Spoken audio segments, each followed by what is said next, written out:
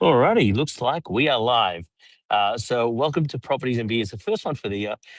Check out the view behind me, and I want to take you guys on for a ride. If you're watching, say hi. But we're at Properties and Beers. Have a look at this view. It is just spectacular.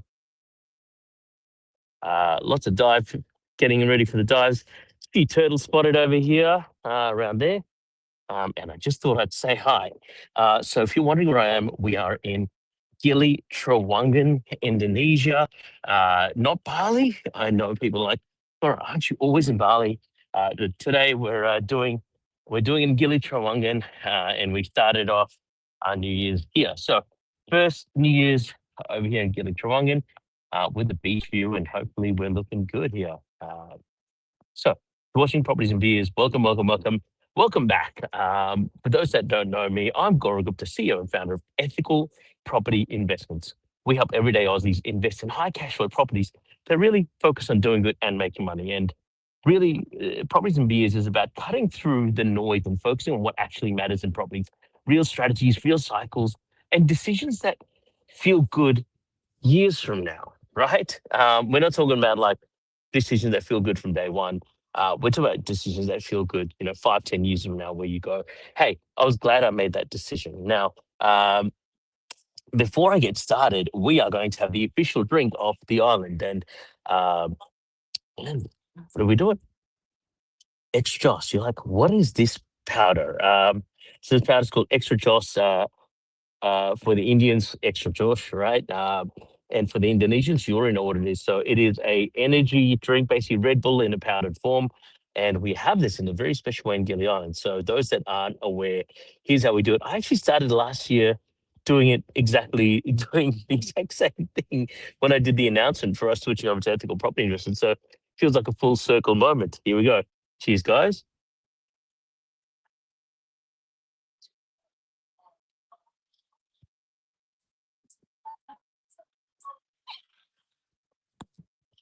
Promise you that wasn't water, that was vodka. They call it the vodka Josh shot. It's a special a drink that they have in the Gili Islands. Now, if you're watching live, come say hi. And moving away from being not sensible, to talk about the 5 assumptions property investors make. Start that again. I'm still taking the vodka shot. And today I want to talk about the 5 assumptions property investors make that sound sensible at first, uh, but they kind of end up being a bit crazy and not necessarily the right assumptions to make. Um, and look, it's not about, because people are careless, but because these assumptions are rarely challenged. Thank you, man. I'll wait for my food to get here. Yeah, the Powerball leave over there. And where? Over there with the children. Oh, with the children. Yes, because he.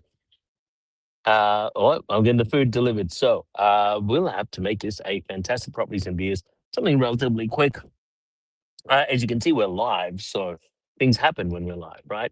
So let's get right into it. So uh, oh, there's another thing I wanted to chat about as well, right? And that was also talking about planning, right? And what I do for New Year's. So actually, before we get into property, I want to zoom out for a moment because you know the time of the year is powerful. We're all setting.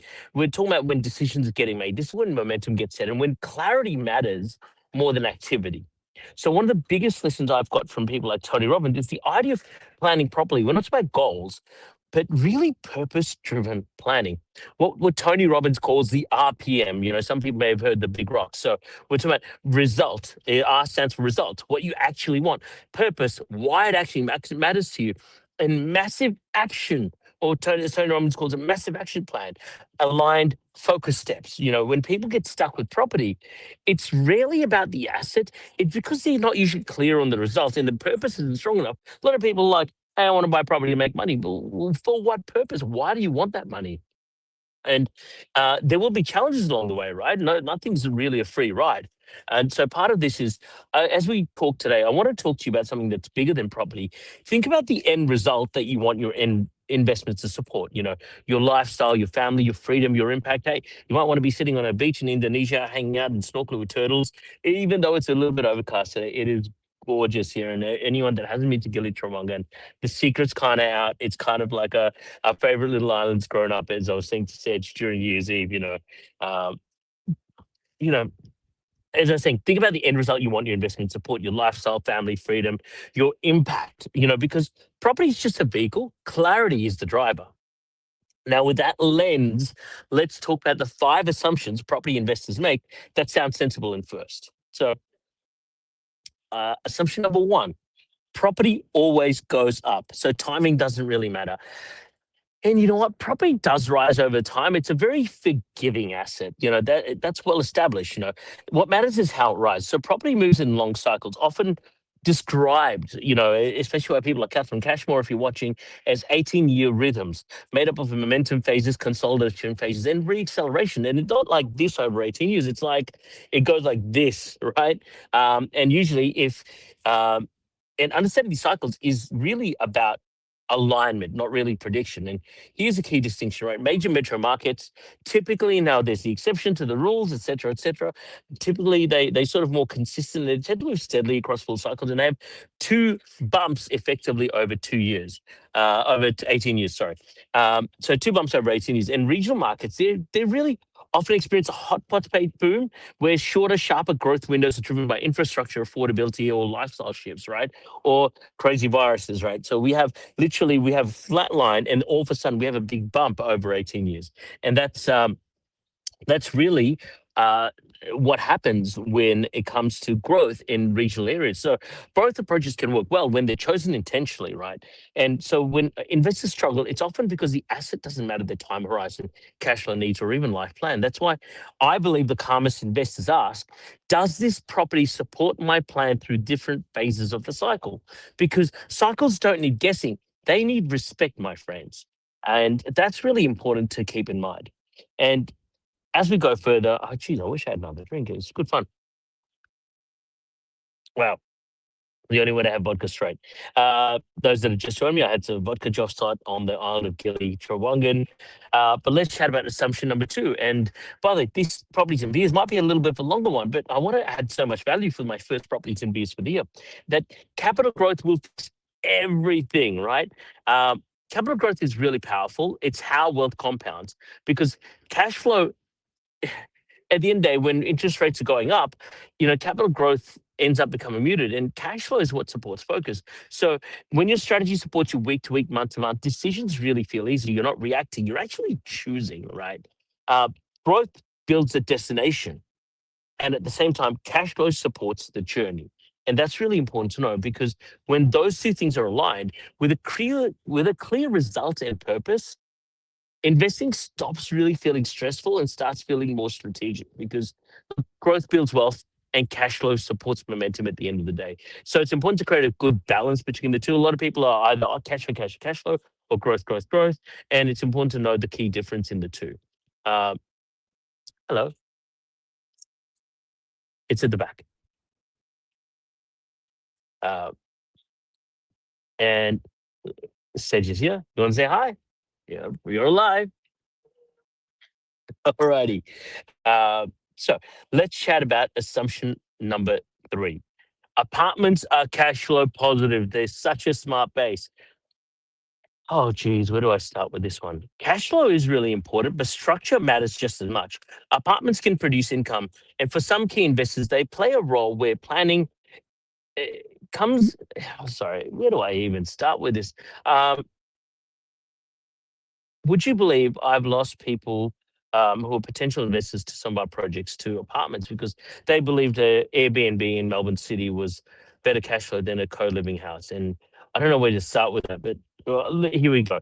Apartments, they can produce income, and for some investors, they play a role. Where planning comes in is in the understanding of how much ongoing cost control and scalability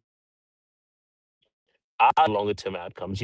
When you plan with the end in mind, when you play with the end results in mind, it's not just about the next year, but the next decade, and assets that allow flexibility and tend to support momentum far more effectively than others. And it's not really about the right or wrong assets. It's about choosing assets that align with your plan, your RPM, as we spoke about it, because um, you know cash flow helps today, Scalable assets create pathways. And at the end of the day, if you're not buying assets with land, you're buying what could be a temporary cash flow vehicle that when you don't do the due diligence on, which we'll chat about a little bit later, when you don't do significant due diligence on, they can put you in between a rock and a hard place and really chew up your borrowing capacity. So I'm not a fan of apartments. My first investment, by the way, was an apartment, and which really didn't do that well, especially when compared to a townhouse in with what is now the middle ring of Melbourne.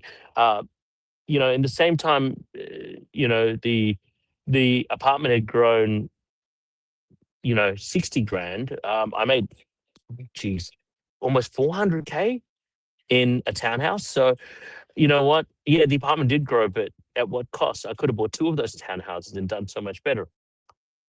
And let's chat about, we will chat about what assumptions numbers have later, but let's chat about assumption four. One good property equals security. One property is a great milestone, but really security comes from choice. The choice to adjust, the choice to refinance, the choice to expand and pause or redirect as life evolves. When your strategy is built around a clear purpose, flexibility becomes part of your design. It's not an afterthought.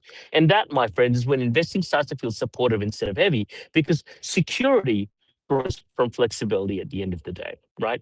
Now, if you're really focused on one property, then you know what? If something happens to that property, like I had a client who, on their first investment property, they called me and said, "Hey, our tenant hasn't paid rent for 6 months."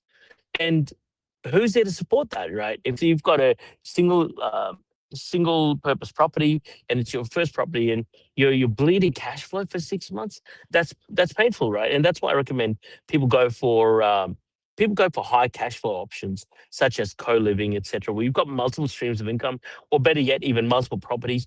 That way, if there's any issues, they get they sort of, yes, you have more issues, but over a period of time, they sort of equal each other out, and your cash flow doesn't hurt as much, right?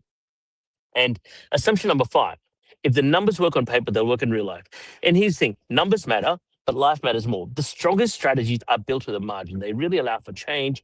They respect people that are evolved. So when your plan is aligned with your values and purpose, you don't need perfect conditions. You just need consistency and the understanding that shit can go sideways. Part of my French, but that's the truth, right? That's what keeps people moving forward year after year. And the best strategies feel calm to live with. And fuel focusing, and that's why I'm so against rental guarantees, right? Because rental guarantees talk about these false numbers that don't really exist, or they exist for a very short period of time. And I believe that, you should really focus on the right thing for the right time. Um, and let's bring it back to the year ahead, guys. Let's close it off. And as you set your year up, I encourage you to do three things. Number one, get really clear on the results you want. Number two, get deeply connected to the purpose behind it. And number three, yes, that's right, to my Tony Robbins friends, take focused, aligned actions and not scattered effort. Property done well supports your life. It doesn't distract from it. Where clarity leads, momentum follows. This is Property Reviews. Follow us for property thinking and life thinking that works across multiple cycles. Guys, pleasure speaking to you. Happy New Year's. Selamat Tahun Baru, as they say in Indonesia. And if you're in Bali or Gili Trawangan, come say hi. And if you're watching this live, drop me a line, come say hi. And catch you guys later. See ya.